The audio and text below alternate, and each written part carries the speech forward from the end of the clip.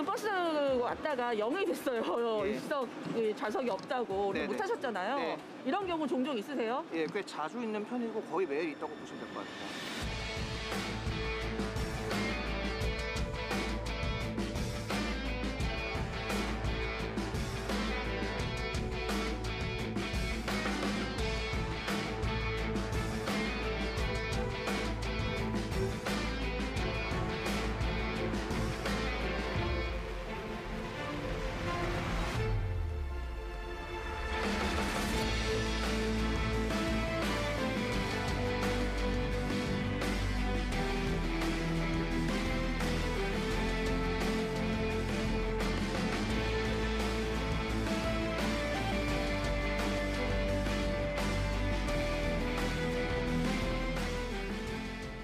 그냥 일하고 싶으면 일하고 하는데 그게 좋은 거죠. 예. 이게 매여 있는 시간이 없으니까. 원래 택시가 부족한 게 택시 차량이 없어서가 아니고 그 택시를 운행할 택시 기사님들이 없었던 상황이었거든요.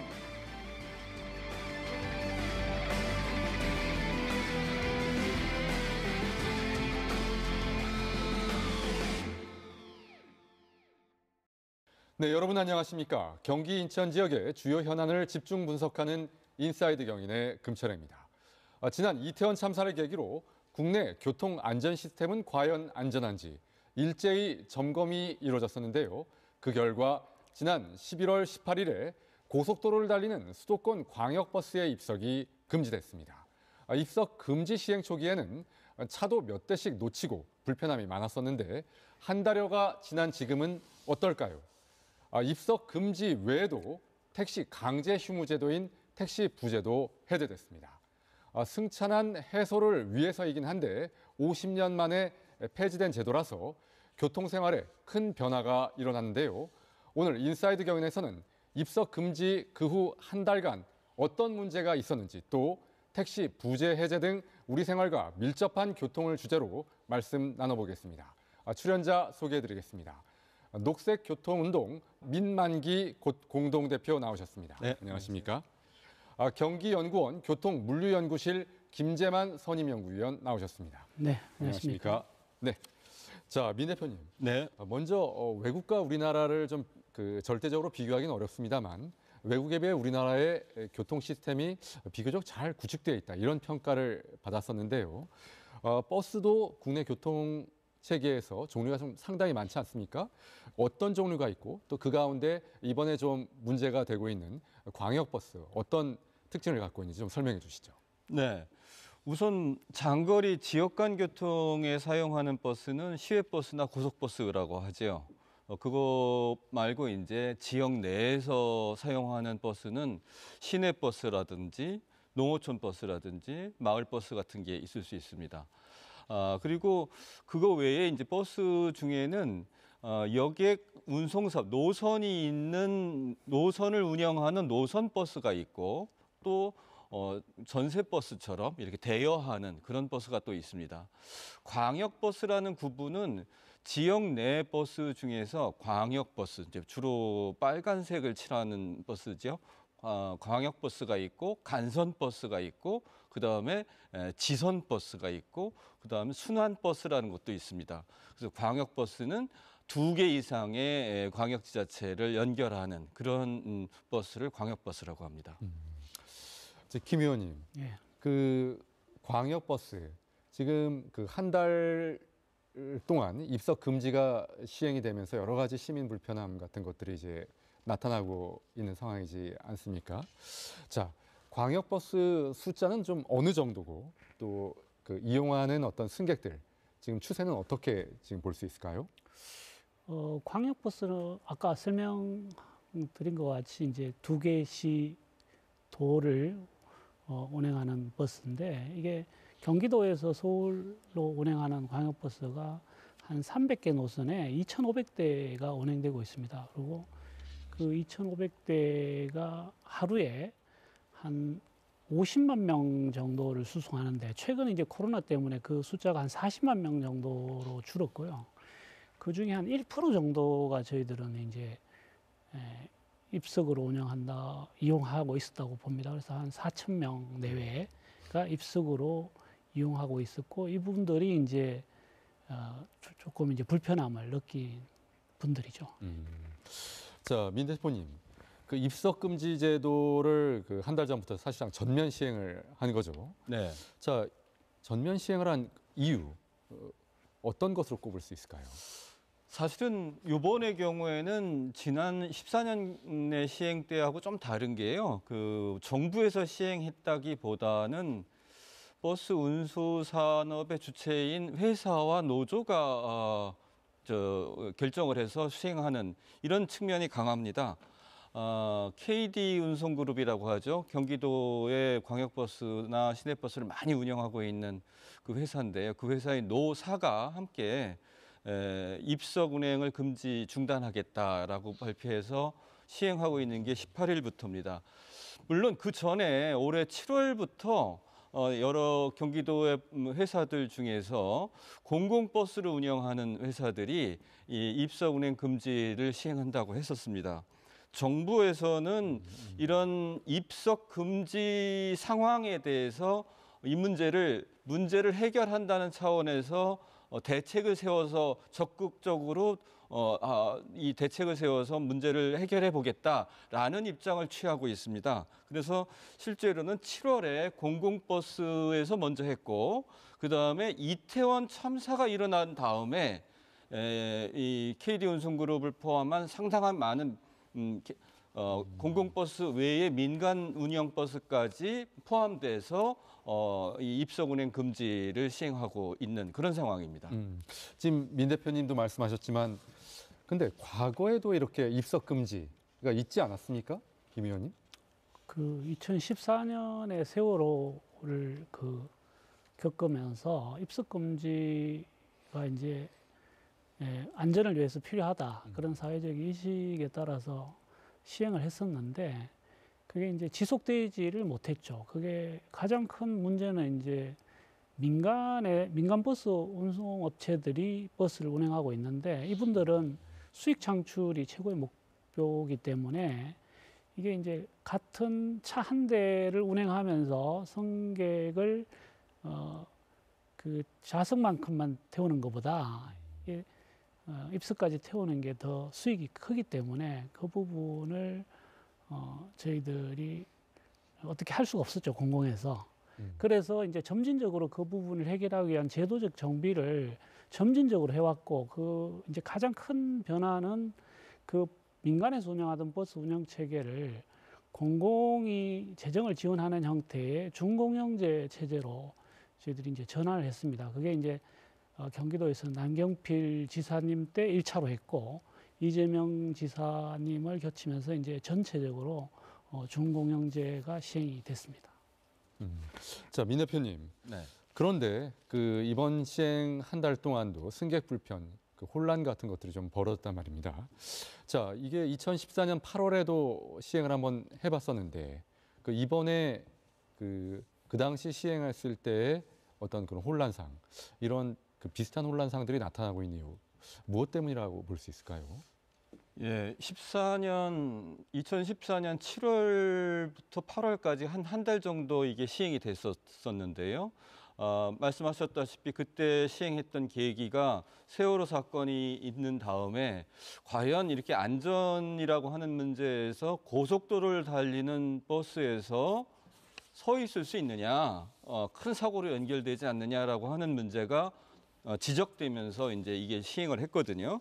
근데 이때 사전에 준비가 충분하지 않은 상태에서 시행이 된 문제가 있었어요. 그러다 보니까 이용하는 시민들의 출퇴근 시간이 굉장히 늦어지는 문제가 발생했고, 정류소에서 대기 시간이 굉장히 길어져 차를 보내고 안 태워주니까 보내고 하는, 그래서 이제 대기 시간이 길어지는 문제, 그런 문제들이 이제 혼잡해지고 이런 문제들이 많이 발생했습니다.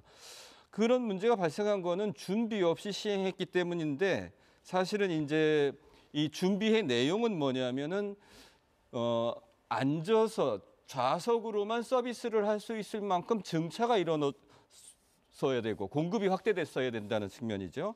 그다음에 정류장에서 혼란이 발생하지 않도록 차례대로 탈 수 있는 체계가 발생해야 되고, 그다음에 이 긴 노선에서는 중간은 항상 문제가 될 수 있잖아요. 만차가 될 수 있지 않습니까? 그럼 중간부터 배차할 수 있는 체계를 도입한다든지, 그다음에 또 목적지 근처에 가서 환승 체계에서 다시 이게 망가뜨리지 않을 수 있는 환승 체계가 정비된다든지 이런 것이 필요했는데, 그때 당시에 준비가 굉장히 미흡했었기 때문에 한 달 만에 이 시행을 못하고 단속을 하지 않는 것으로, 그러니까 그 제도를 없애지는 않고 단속을 하지 않는 것으로 사실상 유예하거나 중단하는 그런 식으로 마무리가 되고 말았습니다. 하지만 김 의원님, 사실 광역버스는 도시와 도시 그리고 고속도로를 도시와 도시로 가면서 고속도로를 주로 이용하다 보니까 어떻게 보면 이제 민 대표님 말씀하신 대로 여러 가지 어떤 그 시행상의 착오 이런 것들도 겪었음에도 불구하고 안전 문제 때문에 한번 나올 법한 그런 시점은 되지 않았나, 또 이런 생각도 좀 들거든요. 시기적으로 어떻게 보십니까? 이게 광역버스의 입석 금지가 전면 시행될 어떤 시점은 됐다, 이렇게 보시는가요? 뭐 결론적으로는 네. 시점은 됐다고 보고요. 저희가 이제 공공에서 여러 가지 준비를 해왔습니다. 실제로 2014년에 1차 그 입석 금지를 시행하면서 버스 정류장에서 사람들이 줄 서는 시스템이 다 만들어졌어요. 거기 버스 정류장에 가보시면은 그 번호판이 붙어 있고 거기 뒤쪽에 사람들이 쭉 줄을 서는 시스템이 일단 만들어졌고, 또 아침에 사전에 예약을 해서 그 전날 예약을 해서 버스를 탈 수 있는 시스템도 만들었어요. 저희 경기도에서. 또 이제 하나 이제 좀 하려고 했던데 성공하지 못한 부분이, 이제 고속도로를 나오자마자 바로 거기서 출발 기점으로 그 출발 지점을 거기로 바꾸는, 그래서 지선 버스들이 와서 거기서 환승을 해서 광역버스가 바로 고속도로 IC 옆에서 바로 타고 가는 그런 체계로 만들려고 저희들이 했었는데, 그게 이제 결국 실패를 했습니다. 하나도 성공을 못했죠. 지금 또 저희 경기도에서는 이제 그런 체계, 지간선 체계라 그러는데 그 부분을 좀 더 만들려고 노력은 하고 있습니다. 민 대표님은 어떻게 보십니까? 어떻게 보면 교통사업자, 그러니까 버스 운수 사업자가 되겠죠. 또 승객들, 뭔가 좀 이것을 받아들일 만한 좀 준비가 좀 돼 있어야 했지 않나, 이런 생각도 드는데요. 민 대표님 어떻게 보십니까? 예, 14년도에 도입을 했다가 좀 결과적으로 실패를 하게 됐는데, 그것은 있을 수 있는 일이라고 생각합니다.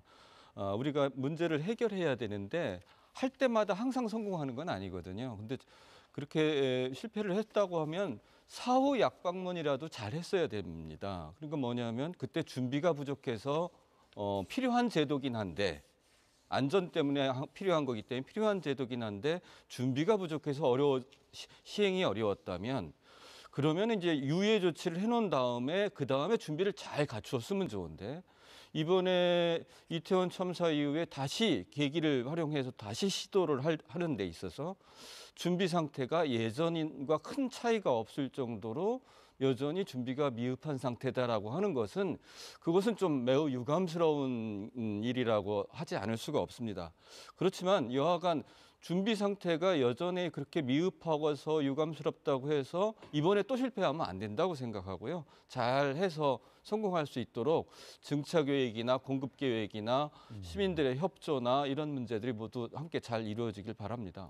그 광역버스를 이용하는 시민들의 불편사항을 들어보니까 주로 출퇴근 시간에 집중적으로 발생을 하던데, 세 대나 버스를 연달아 놓쳤어도 다음에 또 탈 수 있는지를 몰라서 회사에 어쩔 수 없이 이런 상황 때문에 늦었다라고 전화를 해야 되는 경우도 있었고요. 네. 또 줄을 서다 보니까 줄을 또 쓸 수 있는 어떤 어떻게 줄을 서야지 되는지, 네. 또 이렇게 횡으로 늘어서야 되는지 종으로 이렇게 늘어서야 되는지, 그런 거에 대한 혼선도 있었기 때문에 먼저 온 사람이 나중에 타는 그런 일도 있었단 말이죠. 네. 이런 건 좀 어떻게 보십니까?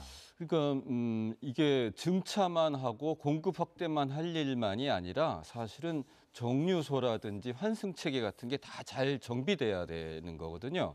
그리고 배차에 있어서도 노선이 길 경우에는 중간에는 만차가 됐을 확률이 굉장히 높습니다. 그러면은 배차를 중간부터 빈 차가 배차될 수 있는 체계를 미리 준비한다든가 이런 것들도 좀 필요하고, 정류소를 정비할 때 시설적이나 인프라 차원에서 잘 이렇게 편안할 뿐만 아니라, 대기가 편안할 뿐만 아니라 그런 질서나 혼란이 문제 생기지 않도록 할 수 있는 그런 시설들도 정비될 필요가 있다고 생각합니다.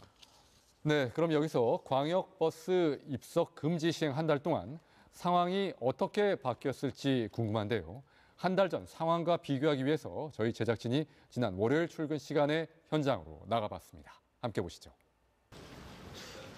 집은 경기도인데 직장은 서울에 있는 인구가 많다 보니 서울과 경기도 간 출퇴근 전쟁은 늘 문제였습니다. 콩나물시루 같은 지하철에 올라 출퇴근 지옥에 시달리던 경기도 주민들에게 그나마 숨통을 틔워주던 게 바로 광역버스입니다. 수도권과 서울 도심부를 직통으로 이어주는 소중한 발 역할을 해주었습니다. 이 광역버스 대부분에서 입석 승차가 금지된 지 꼭 한 달이 지났습니다. 경기고속과 경기버스, 대원고속 등 13개 업체 소속 버스로 1,100여 대 규모입니다. 고속도로를 달리는 광역버스에 안전벨트는커녕 입석으로 서서 가는 것이 위험하다는 점은 누구나 공감하면서도 당장 불편이 가중될 것은 불보듯 명확했습니다. 출근길 버스를 타기 위해 길게 줄을 선 승객들. 버스가 오자 올라타보지만 일부는 다시 내립니다. 자리가 다 차면서 아깝게 탑승을 못하게 된 겁니다. 버스 입석이 안 되면서 차례가 밀린 승객들은 평소보다 출근이 늦을 수밖에 없었습니다. 그래도 저거 타면은 그래도 많이 늦진 않았을 텐데 저거 못 타서 좀 더 많이 늦을 것 같습니다. 그로부터 한 달 후 똑같은 곳에 가봤습니다. 오전 7시지만 아직은 어스름한 월요일 아침 출근길. 광역버스가 도착하고 버스 앞엔 남은 좌석수가 표시돼 있습니다. 승객들이 버스에 오를 때마다 남은 좌석수는 줄어듭니다. 이른 시간이라 그런지 남은 좌석이 없어 그대로 지나치는 버스는 보이지 않습니다. 지역별로 편차는 있겠지만 한 달 전에 비해 상황이 많이 좋아진 편입니다. 저는 하기 전보다 저 기준으로는 되게 좀 많이 편하게 오고 있어서 아직까지는 놓친 운이 좋기도 하고요. 그 낑겨서 타는 걸 좀 원래 안 좋아했었던 것도 있어서.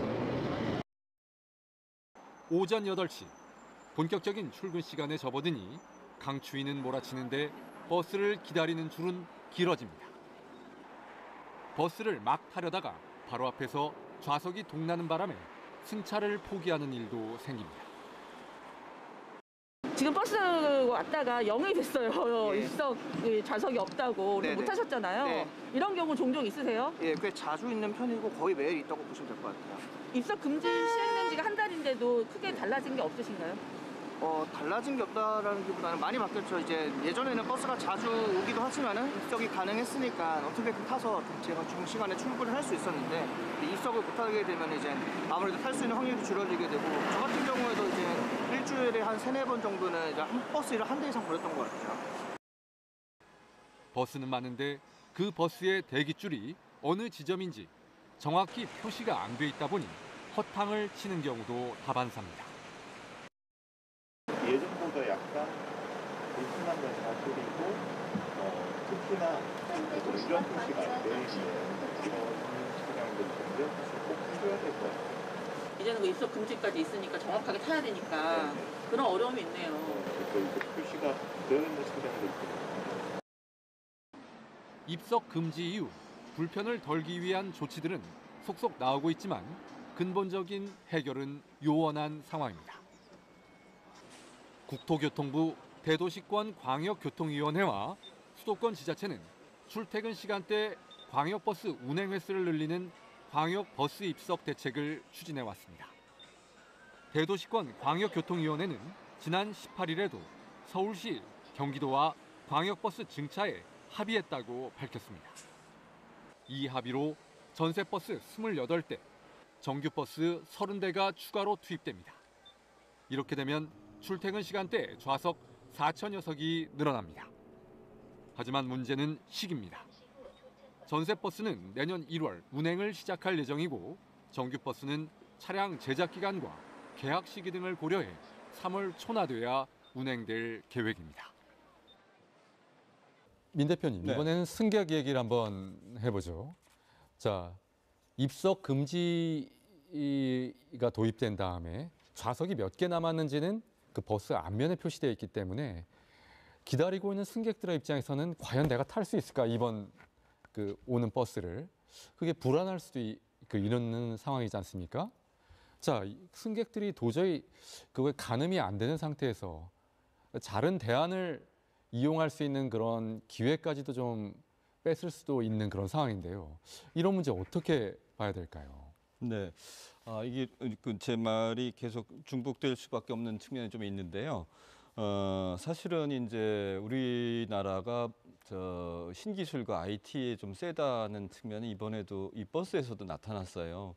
이런 입석 금지 문제가 시행되려고 하니까 바로 그 남은 좌석수를 차량 외부에 표시하는 그런 시설이 바로 나왔고요. 두 번째로는 경기도 같은 경우는 좌석 예약제를 이제 SNS로 다 할 수 있는 그런 앱을 개발해서 이용자들이 활용할 수 있도록 했습니다. 참 대단하다고 생각을 하는 측면이 있는데, 그거 외에 이제 아까 말씀드린 대로 정류소, 환승 시설에서 시설 개선해야 될 문제가 좀 있다는 거지요. 사실은 근데 이런 그 증차 외에도 이런 환승 시설 같은 거를 개선하기 위해서 재원이 많이 필요해요. 정부의 지원이 많이 필요하고, 그런데 이제 정부가 지원을 하려면 이게 마땅히 공공성을 인정하고 업체를 지원하는 게 아니라 시민을 지원하는 거가 돼야 됩니다. 그런데 예를 들어서 그러기 위해서는 우리가 이 정부의 지원이, 세금이 지원될 수 있는 그런 환경을 정비해야 돼요. 지금은 민간 그 버스 사업, 운송 사업 면허가 말하자면 이제 상속이 될 정도로 영구 면허 체제로 돼 있는데, 이런 영구 면허 체제 하에서 세금을 지원하는 제도를 더 강화를 하면 이건 좀 불평등하지 않느냐라고 하는 문제 제기가 있을 수 있어요. 그래서 저는 무슨 말씀을 드리냐면은 버스 교통을 발전시키고 서비스를 개선하기 위해서는 많은 재원이 필요하고 그건 정부가 지원해야 한다. 그런데 그런 재원을 지원하기 위해서는 재원을 마련해야 되기도 하지만 또 논리적으로 또 주변 환경이 정비될 때 그 혜택이 되지 않도록 해야 되는 측면에서 이런 지원받는 기관, 운수업체가 그런 면허제라든가 이런 문제에서 공공성을 더 확보해서 그런 상속까지 할 수 있는 그런 면허제로 하게 되면 마치 혜택을 주는 것처럼 되니까 그런 문제 같은 걸 좀 해결해야 될 필요가 있다. 저는 그렇게 생각합니다. 지금부터는 택시 부재 해제와 관련된 말씀을 좀 나눠보겠습니다. 자, 먼저 김 의원님, 택시 그 부재가 이제 전면 해제됐단 말이죠. 50년간 유지됐던 제도가 이제 해제가 됐는데, 이제 지금 이게 그 좀 시점이 됐다, 좀 이렇게 보시는지, 때가 됐다 이렇게 보시나요? 73년도에 우리가 석유 파동에 의해서 이제 휴무제가 시행됐는데, 이 휴무제가 폐지되는 게 실질적으로 뭐 특별하게 왜 폐지되는지가 명확하지 않고 지금 폐지된 거죠.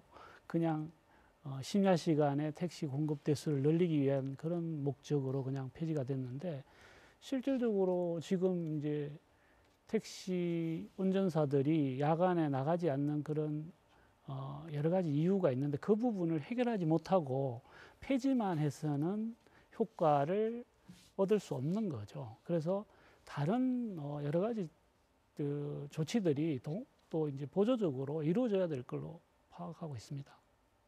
그렇군요. 민 대표님, 네. 그렇지만 그 택시 그 부재라는 게 어떻게 보면 그 일정한 어떤 휴식 날짜 같은 걸 강제로 지정을 하는 거죠, 사실상. 네. 그래서 좀 전체적으로 운전 그 기사분의 그런 안전 이런 것도 좀 보장하고 결과적으로 승객의 안전도 보장하자, 이런 취지도 좀 있었던 것 같은데요. 더 이상 정말 유지할 필요가 없어졌다 이렇게 보십니까?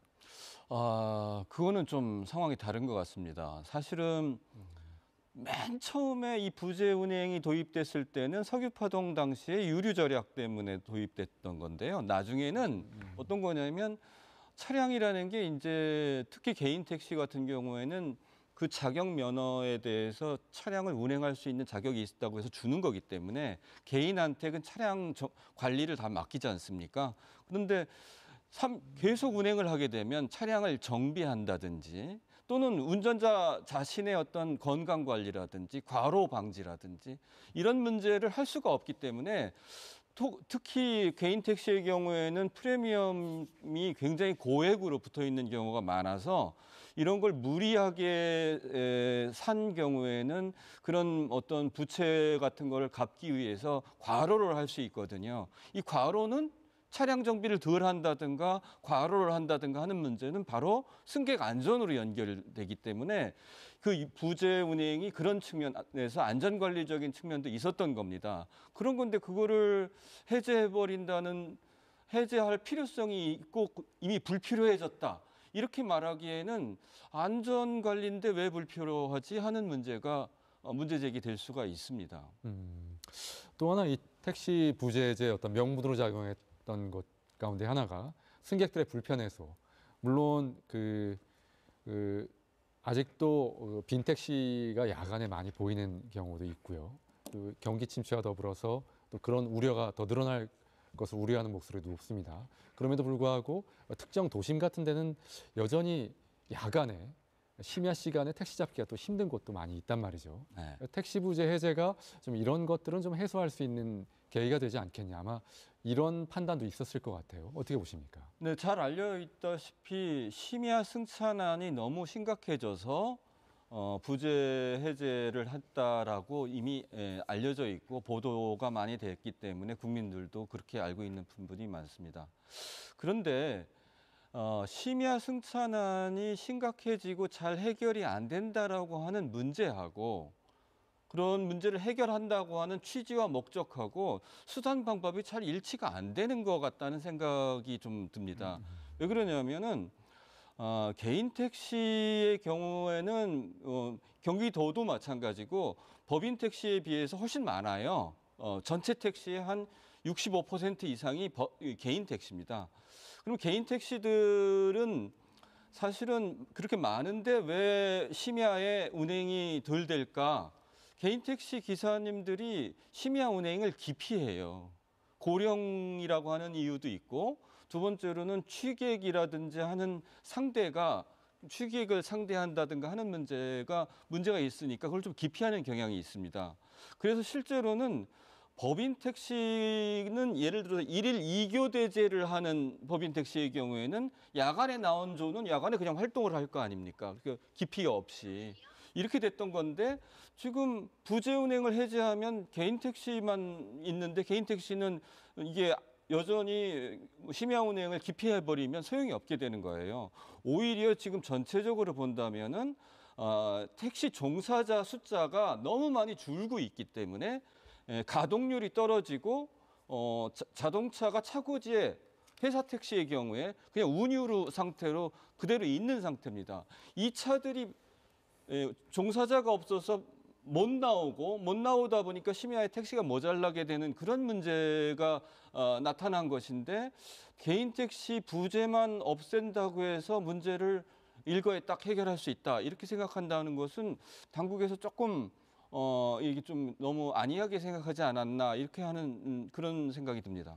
택시 부재 해제에 대해서는 개인 택시와 법인 택시의 입장이 다르다고 하는 말씀 방금 들었는데요.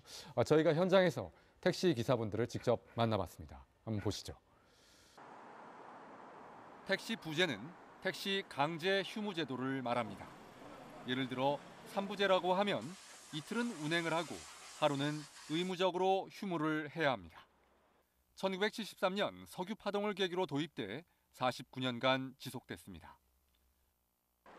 하지만 특히 야간에 택시 승차난이 가중되고 있다는 이견이 제기되면서 국토교통부는 택시제도 운영 기준에 관한 업무 처리 요령을 일부 개정했고 택시 부재 해제는 11월 22일부터 적용됐습니다. 승차난이 발생하는 지역은 택시 부재를 적용하지 않는다는 게 핵심입니다. 심야 시간 택시 공급 확대입니다. 택시 부재를 전면 해제하겠습니다. 전국에 걸쳐서. 이를 위해서는 지자체들의 선택에만 맡기는 것이 아니라 국토교통부 훈령을 개정해서 전국적으로 전면 해제를 하겠습니다. 경기도 31개 시군 가운데 의정부와 안양, 부천과 광명, 과천과 군포, 의왕, 양주 등 8개 지자체는 11월 22일부터 바로 택시 부재가 해제됐습니다. 수원시는 12월 1일, 동두천시의 경우는 12월 3일부터 해제했습니다. 동두천시는 그동안 개인 택시는 3부제, 법인 택시는 6부제로 부재를 유지해 왔습니다. 성남시는 다른 시군에 앞서 이미 11월 16일에 부재를 해제했습니다. 전국 기초자치단체 가운데 처음이었습니다. 인천광역시도 12월 5일부터 택시 부재를 해제했습니다. 승객 입장에서는 택시를 타고 싶을 때 보다 쉽게 탈 수 있게 돼 반가운 일입니다.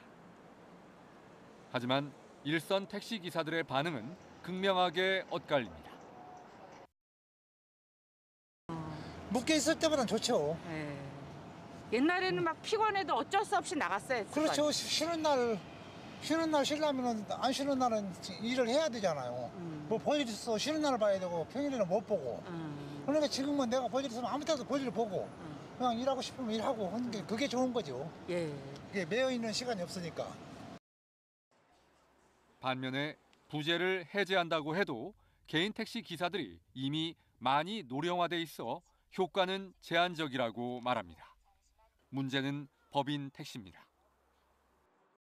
승강장이라는 데 가보면 차들이 많이 서 있어요. 손님이 없어서. 그러니까 부재 해제 이후에 택시가 많아진 게 느껴져요? 어때요? 많이 느껴지죠. 전에 제가 지금 오후 근무라서 지금부터 일을 시작하는데 역전이나 여기 터미널에 가면 차들이 많이 서 있어요. 원래 택시가 부족한 게 택시 차량이 없어서가 아니고 그 택시를 운행할 택시 기사님들이 없었던 상황이었거든요. 근데 이제 부재 해제로 공급만 늘어나다 보니까 아직까지 기사는 없고 차량은 늘어나고 하니까 기사님들은 법인 택시 기사님들은 지금 수입이 줄었다고 어렵다고 하시더라고요.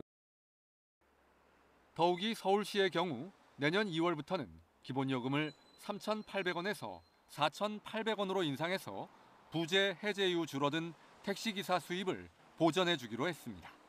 하지만 경기도는 그렇지 않습니다. 경기도 택시 기본 요금은 2019년 초 기존 3,000원에서 3,800원으로 올린 이후 요지부동입니다. 더욱이 코로나19 이후 승객이 줄면서 법인 택시 기사들이 택배 등 다른 업종으로 이직을 많이 한 상황이라 경기도 법인 택시 가동률이 50%도 채 안 된다고 말합니다. 일단 기사님들이 돌아올 수 있도록 지금 뭐 사실 택시 요금이 배달료보다 싸거든요. 저희는 3,800원인데 지금 음식 배달시키면 눈 오면 또 할증이 붙더라고요. 비 오고 하면.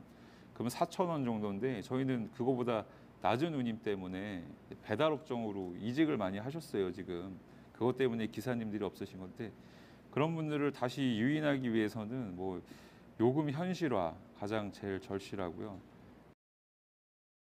경기도 택시운송사업조합은 법인 택시기사들의 열악한 처우를 개선하기 위한 방안 마련과 부재 해제에 대한 우려를 담은 탄원서를 정부에 제출할 계획입니다. 자, 민 대표님. 네. 지금 조금 전 그 VCR 저희가 취재한 영상물에서 법인 택시 기사님들 말씀 들어보니까 택시가 없어서 영업을 못하는 건 아닌 것으로 보이네요. 네. 그렇다면은 기업의 어떤 경영난인지 아니면 구인난인지 지금 어떤 것이 문제가 돼서 현장에 있는 기사분들의 이런 얘기들이 나오는 것일까요? 네, 그러니까 택시 승차난이 발생하게 된 문제는 택시 종사자가 부족해서라고 하는 것이 일반적인 답입니다. 그래서 실제로는 종사자가 부족하다 보니까 차고지의 운유 차량이 그대로 일을 나가지 않고 그냥 방치돼 있는 이런 상황이 있습니다. 그러니까 추가의 자동차를 택시를 더 공급한다기보다는 이미 공급된 자동차가 가동되지 않고 있는 문제가 있는 것입니다. 이 점을 먼저 해결해야 된다 이렇게 생각을 하고 있습니다.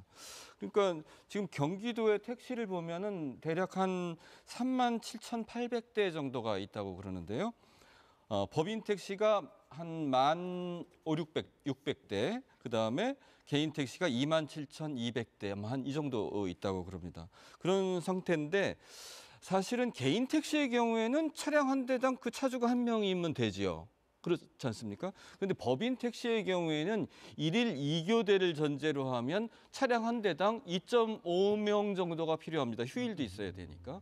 그런데 지금 실제로는 지난 한 12년 동안에 법인 택시 운전기사가 한 6천여 명이 줄었어요. 경기도에서만. 이렇게 되다 보니까 실제로 차량 한 대당 운전자가 1.1명밖에 안 됩니다. 거의 1인 차량 한 대당 운전기사가 한 명밖에 없다시피 이렇게 되어 있습니다. 이렇게 되면은 1일 2교대제가 점점 줄어드는 측면도 있고 또 차량이 그 정도가 만약 1일 2교대를 여전히 운영을 한다고 한다면 절반밖에 운영을 못하게 되는 이런 상황이 발생을 해가지고 법인 택시에서 가동률이 매우 저하되고 또 운유 차량이 많이 발생해서 실제로 이 일을 하지 않는 차량, 그다음에 종사자가 지금 부족해가지고 택시가 지금 길로 나오지 못하는 그런 상황이 있다고 볼 수가 있습니다. 김 의원님, 지금 민 대표님 말씀대로 이렇게 법인 택시 기사분들이 급감을 하는 상황이라면 택시회사 입장에서는 어떻게 보면 줄어든 운행 인력에 맞춰서 적게 운영하기보다는 어떻게든지 운행 시간을 각 개인당 운행 시간을 늘려서 기업의 특성상 택시의 운행 횟수와 시간을 유지하려고 하는 데 따른 어떤 문제들이 발생할 수도 있지 않을까 싶어 보이거든요. 이 문제 어떻게 보십니까? 안전 문제가 기본적으로 운전 시간이 길어지면 안전 문제가 발생하는 건 당연한 문제고요. 그래서 아무리 이제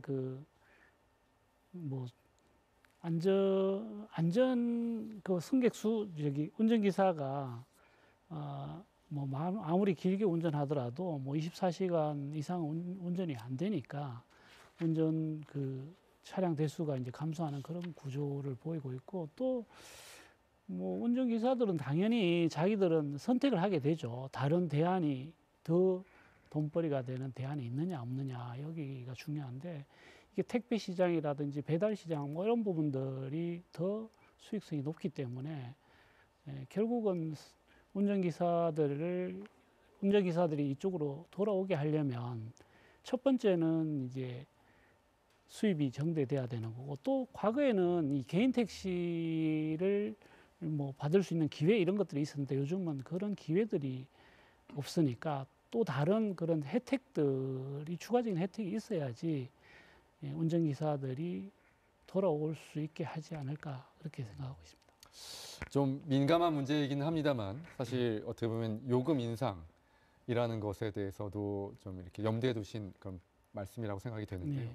우리나라 버스나 지하철, 택시 요금이 다른 OECD 국가들에 비해서 상대적으로 좀 저렴한 편이 아니냐 이런 또 분석도 있는 것으로 알고는 있습니다. 그러나 이제 경기 침체라든가 사실상 어떤 공공요금에 준하는 이런 교통요금의 인상이라는 거는 정부의 입장에서도 부담스럽고 또 승객의 입장에서도 받아들이기 좀 쉽지 않은 부분도 있습니다만 그런 문제들을 좀 해소하기 위해서는 좀 요금 인상이 좀 불가피하다 이렇게 보시는 건가요? 근데 이제 요금이 상당히 이제 어려운 문제입니다. 민선지방자치단체장이 되고부터 요금 인상에 대해서 상당히 이제 꺼리고 있고 그게 이제 표하고도 연결되고 이렇게 되기 때문에 상당히 꺼리는데 실질적으로 우리나라가 그렇게 수익률이 낮냐 대중교통이 그건 아닙니다. 예를 들면 버스 같은 경우에 우리가 전체 운영비의 요금 수입으로 받는 게 한 80% 정도가 되는데 유럽 이런 데 가면은 30%가 됩니다. 30% 40%밖에 안 되는 거죠. 근데 이게 세금으로 그 나머지 부분을 다 채워주는 구조죠. 근데 이제 그 다른 나라에서는 특별세라는 게 있어서 그거를 충분히 채워주고 있는데 우리나라 같은 경우에는 이 특별세가 없이 일반 회계에서 그걸 갖고 오기 때문에 상당히 어려움이 있는 거죠. 그래서 그 부분이 이제 우리가 가장 그래도 가깝게 갖고 올 수 있는 게 이제 에너지 환경 교통세라고 해서 그 부분이 이제 옛날에는 주로 건설 위주로 사용됐는데 이제 운영 위주로 우리가 옮기겠다는 논의가 상당히 진전이 되고 있고 이 부분이 조금 해결돼야지만 우리가 이 대중교통 운영을 좀 정상적인 궤도로 올릴 수 있지 않을까 이렇게 생각하고 있습니다. 자, 민 대표님, 개인 택시 기사분들은 좀 상대적으로 본인들이 그 일하시는 시간에 따라서 좀 한 달에 좀 수익의 차이가 좀 있겠죠. 다만 이제 문제는 법인 택시 기사님들의 수익 구조가 좀 약간 문제가 되지 않을까 이런 상황에서 이렇게 보이는데요. 지금 현재 법인 택시 기사님들의 수익 구조 어떻게 지금 보고 계시고 좀 그 어떤 문제점들이 혹시 있다라면 어떻게 보시는지 말씀 좀 해주십시오. 지금 회사 택시 노동자들의 임금 상황이 매우 안 좋습니다. 그래서 실제로 기피가 많이 되어져 있고 거기서 많이 떠나고 있는 그런 상황입니다. 일반 상식적으로 얘기할 때 한 10시간 이상 노동을 하면서 기본급의 인센티브를 다 합쳐도 한 200만 원 정도를 받고 있다라고 알려져 있습니다. 그런데 최근에 경기연구원에서 택시 관련된 연구 보고서가 하나 새로 발간된 게 있는데 거기서 조사해 본 바에 의하면은 법인 택시의 경우에 일일 282km 정도를 운행하고 13시간 정도를 일한다고 합니다. 그런데 기본급, 고정급으로 받는 급여는 119만 원 정도라고 나와 있습니다. 물론 고정급만 받는 게 아니라 이제 그 성과급을 조금 플러스해서 받을 수 있는데 이 산학금을 냈을 경우에 받는 고정급 이거로 따졌을 때는 산학금으로 296만 원 정도를 회사에 내는 반면에 기본급은 120만 원 정도를 받고 있다. 물론 거기에 플러스 성과급이 있을 수 있지만 그래도 굉장히 열악한 상태다. 이게 이제 이걸 반영하는 것이 이직으로 나타나고 있다. 이렇게 보는 거고요. 그다음에 실제로 이런 상황이 택시 종사자들을 그 직종에서 떠나게 만들고 있고 이것이 실제로 승차난을 만드는 이유가 되고 있다. 이렇게 보여집니다. 그렇다면은 어떻게 보면 그 법인 택시 기사의 처우 개선 문제 당연히 이제 도마에 오를 수밖에 없는 그런 상황일 수 있을 것 같은데요. 그럼에도 불구하고 법인 택시 운영자, 사업자에게 이 처우 개선의 어떤 그런 부담을 또 일방적으로 지우는 것도 그렇게 쉽지 않을 것 같습니다. 그러면 결국 정부가 개입을 해야 된다 이렇게 보시나요? 그런데 이제 지금 택시 노동자들 일부에서는 버스처럼 택시도 준공영제를 하라 이런 요구를 제기하고 있는 것은 사실입니다. 그런데 이제 갑작스럽게 택시에 준공영제를 하느냐 마느냐 이런 얘기를 하기에 앞서서 예를 든다면 좀 이런 불법적인 경영, 도급제라든지 전액관리제를 시행하지 않는 거라든지 이런 문제들을 먼저 해결을 해서 택시 종사자들로 하여금 뭔가 그 직장이 안정된 월급을 좀 받는 이런 형태로 바꿔가야지 그래도 좀 개선이 되지 않을까 이렇게 생각을 합니다. 그래서 우선 준공영제 시행도 좋을 수 있지만 그 전 단계에 지금 택시는 거의 굉장히 포기했다시피 할 정도로 이 산학금제를 계속 유지를 하고 있거나 아니면 고정급을 100만 원 단위로 너무 적게 주고 있거나 이런 상태이기 때문에 그걸 정상화하는 것, 전액관리제를 시행하고 생활급, 최저임금 이상의 고정급을 좀 주고 이렇게 하면서 직장이 좀 직장답게 안정화돼야지 그 다음 단계를 생각해야 된다고 생각합니다. 어떻게 김 의원님께서는 어떻게 보십니까? 이 법인 택시 기사들의 처우 개선 문제 어떤 또 해법이 민 대표 말씀하신 것 외에 해법이 있다고 생각하시는 건 어떤 게 있을까요? 여러 가지 논의가 이루어지는데 저는 그 버스 택시를 우리가 대중교통으로 볼 거냐 안 볼 거냐가 우리 사회에서 상당히 논쟁이 되고 있긴 합니다. 근데 결국은 대중교통으로 봐야지만 준공영제든 이런 게 가능한데 저희 나라는 결국은 대중교통에 가깝게 보고 있는 게 사실입니다. 그래서 이거를 조금 분리해서 대중교통 쪽으로 조금 가깝게 가는 택시와 조금 고급 교통수단으로 가야 되는 택시로 좀 구분을 해야 될 것 같아요. 그래서 대중교통에 가깝게 오는 그런 그 저렴한 택시는 이제 대중교통 그 정책에 맞게 하고 나머지 부분은 조금 요금을 높여서 서비스와 요금을 높여서 분리하는 방법이 좋지 않을까 저는 그렇게 생각하고 있습니다. 여러 가지 해결책들 제안해 주셨는데 곧 효율적으로 구현되기를 기대해 보겠습니다. 네, 세월호 참사에 이어서 이태원 참사까지 안전 불감증으로 인한 큰 사고를 겪으면서 교통 안전 체계를 바꿔보자는 노력들이 지금까지 쭉 이어져 왔습니다. 잘 해보자는 의도는 충분히 이해됩니다만 준비 없이 서둘러 시행되다 보니 실천해야 할 입장에서는 불편하고 여러 문제점들을 드러내고 있는 상황입니다. 눈앞의 비판을 일시적으로 모면하려 하지 말고 시민 불편은 물론 예상되는 피해도 꼼꼼히 따져봐야 할 것입니다. 인사이드 경인 오늘 순서 여기서 마칩니다. 시청해주신 여러분 감사합니다.